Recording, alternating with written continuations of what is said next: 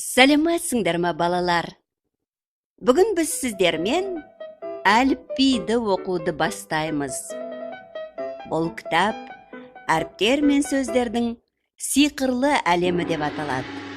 Кітап жай кітап емес, сиқырлы кітап. Енді балалар, мұқият зер салып қараңыздар. 1, 2, 3. Х әрпі. Х әрпі. Жиһаз. Жиһаз. Айдаһар. Айдаһар.